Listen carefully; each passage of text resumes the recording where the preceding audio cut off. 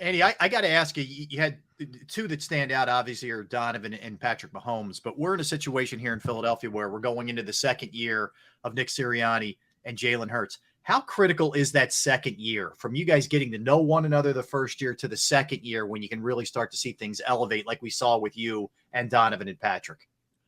Yeah, Rob. I mean, listen, it takes time. I mean, normally it takes like 4 years before you kind of get in the flow as a quarterback in this league, where you just feel like you have it all together and down. So they're in that process. The one thing that you've got there is a guy that's willing to work hard, and he wants to be great. I mean, that's what he wants. I had a nice visit with him after our game.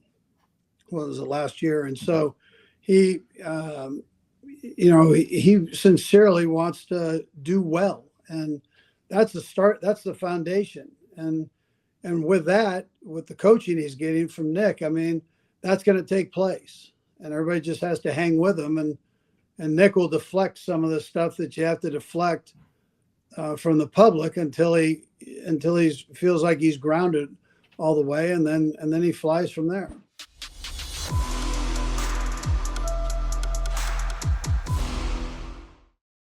Well, Coach, has your philosophies changed much since leaving Philadelphia and getting to Kansas City, and how you approach the game? No, not much. I mean, I try to take care of the bigs the best I can, both sides of the ball. Make sure if we can have a good, solid quarterback, to have that in line. The corners, I think, are important. So I've kept with that part of it.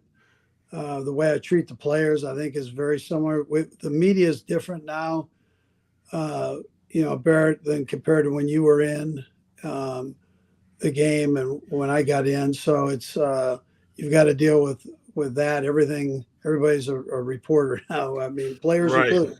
So everybody has a voice, and so that part's a little bit different. But we're gonna have a new generation coming up here with the kids that are in college that are making money now, and so that's going to add another dimension to it. But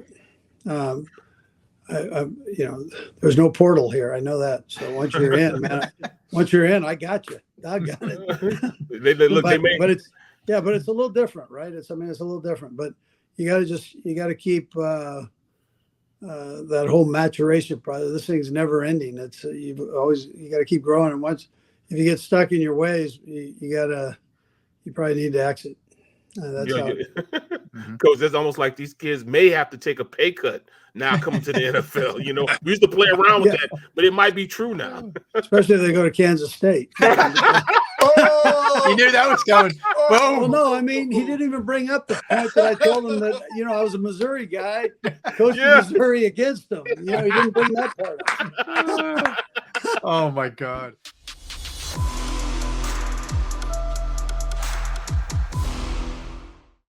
Yeah. Hey, Coach, last week I posted a picture at a Brian Dawkins golf outing, and I'm sitting there with a bunch of your former players, and you text me and you said, "Oh, you're special," right? And I thought about it for a moment, and I'm looking around talking to these guys, and that whole era. Do you sit back and think about the talent that you had in Philadelphia, and how close you came so many times, but never won it all because you have some incredible talent here in Philadelphia? I did. Yeah, no, very fortunate that way. And yeah, no, there was nothing more than you wanted to do than to win it. And that's why I was so happy for Doug going in there and doing it. The city deserved it. And, we kind of dangled it out there for a few years where we were so close. And I wanted it for the guys. I wanted it for the city. It would have been a great celebration. Although I don't want to take anything away. The guys, they were phenomenal. And the things that, the stretch that we had there and that they had was something that they've been able to build their lives around here a little bit. The way they handled themselves in the city. Now they've got employment there, and, they were able to make a name for themselves. So it's been able to carry them for a number of years. And like you were saying in the text, that they've had such great success Yeah. which is neat to see.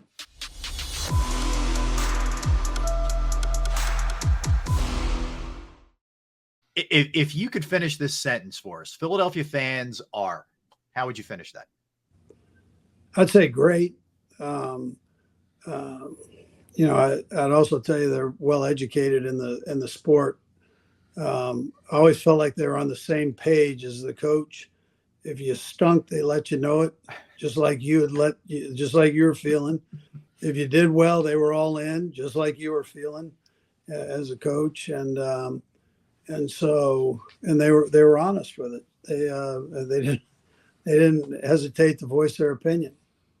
I lied. Last one. How would you describe Derek Gunn as a reporter? That is truly the last one. We need to hear this, Andy.